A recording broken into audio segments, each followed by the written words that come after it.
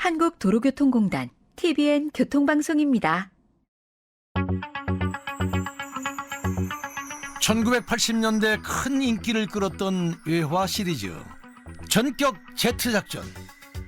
주인공 마이클 라이트는 지금으로 치면 인공지능 자동차인 키트와 함께 환상의 호흡으로 범죄에 맞서 싸웁니다.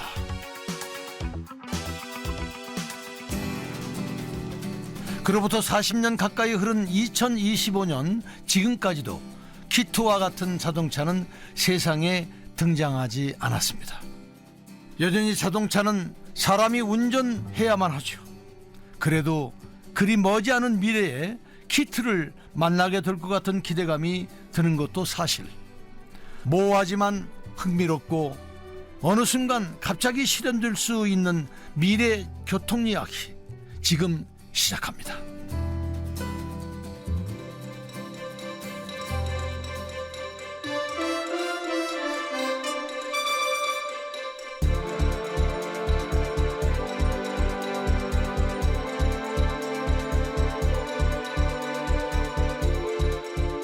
TBN 스페셜 도로 위의 숨은 영웅 99화 쉽게 듣는 미래교통 이야기. 아주대학교 소재현 교수 네 번째 이야기.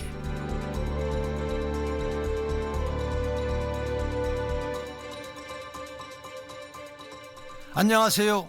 도로 위의 숨은 영웅 방송인 김성환입니다. 도로 곳곳에서 완전한 자율주행 자동차들이 운행되고 도심에서 하늘을 나는 프라잉카를 쉽게 발견할 수 있는 미래의 교통 환경. 앞으로 10년 정도만 지나도 꽤 많은 것들이 현실로 구현될 것으로 예상되는데요. 자, 이때를 대비해 우리가 준비해야 할 것들도 한두 가지가 아니라고 합니다. 개인적으로는 운전면허 제도가 어떻게 바뀔지 무척 궁금합니다. 사람이 아니라 자율주행 시스템이 운전하는 시대에도 과연 면허가 필요할까요? 운전면허 제도에 대해서도 과연 자율주행 시대에 대응해서 어떻게 해야 되는 것인가에 대한 연구가 이제 경찰청이나 도로교통공단 등에서 많이 연구되고 있는데요. 사실 면허라는 것은 도로에서 운전할 수 있는 국가에서 주는 허가라고 볼 수 있는데, 그 허가는 사실 운전을 사람이 하지 않더라도 자율주행 시스템이 차량을 운전하게 되면 그 자율주행 시스템에 대한 어떤 형식의 인증이든 면허가 필요하게 됩니다. 그리고 완전한 자율주행 시대가 되기 전에는 인간 운전자 역시 운전에 개입할 때가 있기 때문에 그 운전자에 대한 면허는 한동안 유지될 수밖에 없는 거죠.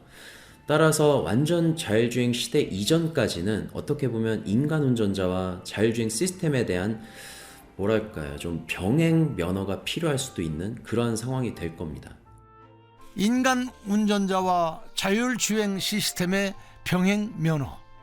과연 어떻게 구현될지 흥미롭게 기다려 보겠습니다. 사실 극단적인 상상을 하기 좋아하는 이들은 조만간 운전면허가 다 사라지고 운전과 관련한 직업도 사라질 거라고 말합니다. 하지만 새로운 기술을 도입해 제도화할 때 가장 우선적으로 고려해야 할 것이 바로 안전이죠.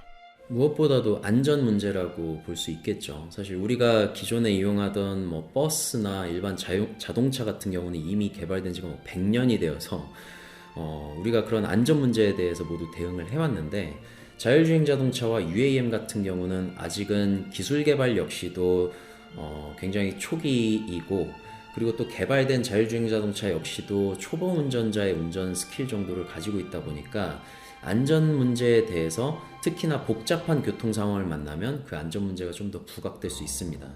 다만 안전 부분이라는 거는 90% 정도 달성됐으니까 괜찮다라고 얘기한다기보다는 사실은 99% 혹은 99.9% 달성되어야만 사람들이 안심할 수 있기 때문에 그 안전 부분을 달성하는데 굉장히 오랜 시간이 걸릴 것으로 예상이 됩니다. 100% 안전을 확신하기 전까지 시스템의 운전을 전적으로 맡기기는 힘들 것이고, 이런 이유로 직업 운전자가 사라지는 일은 당분간 힘들 거라고 소 교수는 전망합니다. 사실 운전자가 없는 정말 운전자의 개입이 거의 없는 자율주행 기술 수준 5단계라는 거는 말씀드렸다시피 굉장히 이상적인 레벨이고 아마 2050년쯤에나 구현되는 기술이라고 보여집니다. 다만 그 전까지는 레벨 3든 레벨 4 수준이든 결국 운전자가 존재하면서 정말 복잡한 교통 상황에서 자율주행 시스템만으로 운전이 불가할 때는 운전에 대한 제어권을 운전자가 가져간다거나 아니면 최소한의 안전 행위를 진행을 해야 됩니다. 뭐 브레이크를 잡는다거나 아니면 좀 핸들을 잡는다거나 그런 행위가 필요하게 되는 거죠.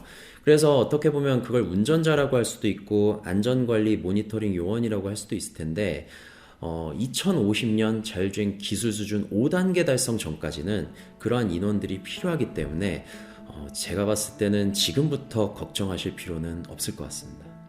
현재 우리나라 도로에서 구현되는 자율주행 단계는 레벨 3 수준입니다.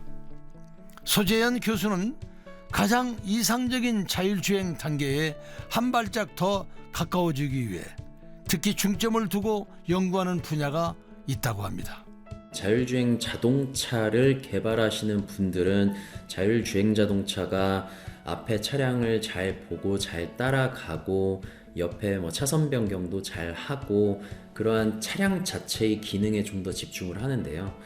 제가 좀 더 집중을 하는 거는 결국 차선 변경, 그냥 감가속만 하는 게 아니고 결국은 정말 수천 대, 수만 대가 돌아다니는 그러한 교통류 차원에서 그 자율주행 자동차가 법제도도 잘 지키면서 다른 차량에 큰 피해 없이 자연스럽게 운전할 수 있어야 된다는 거거든요. 그래서 제가 좀 더 집중하는 부분은 다른 교통류에 자연스럽게 묻어날 수 있도록 좀 더 자연스러운 감가속, 자연스러운 차선 변경 할 수 있는 그런 알고리즘을 개발하려고 노력하고 있고요. 인기 외화 시리즈 전격 Z 작전에 나오는 명대사가 있습니다. 한 사람이 변화를 일으킬 수 있다. 한 사람 한 사람의 노력이 모여 변화는 지금 이 순간에도 꾸준히 일어나고 있습니다. 우리가 아직 눈치채지 못하고 있을 뿐이죠. 이미 실제 도로에서 자율주행 자동차를 시범 운행하는 곳도 있습니다.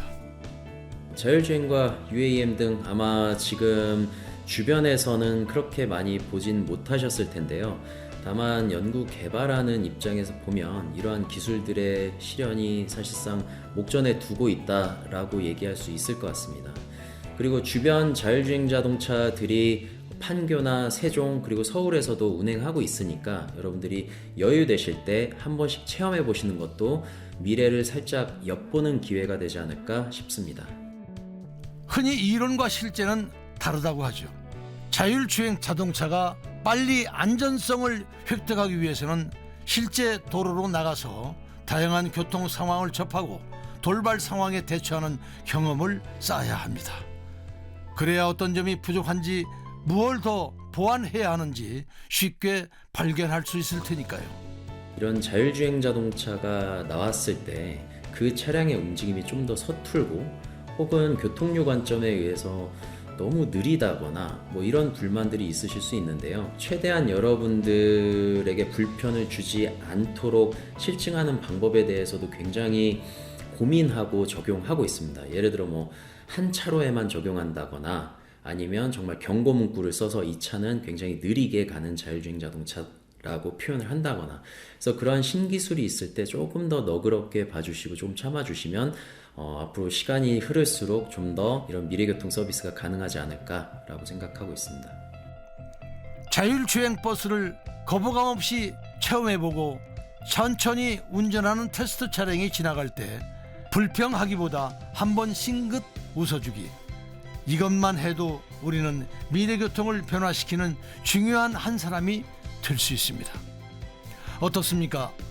미래교통이 가져다줄 일상의 변화, 정말 기대되지 않으십니까?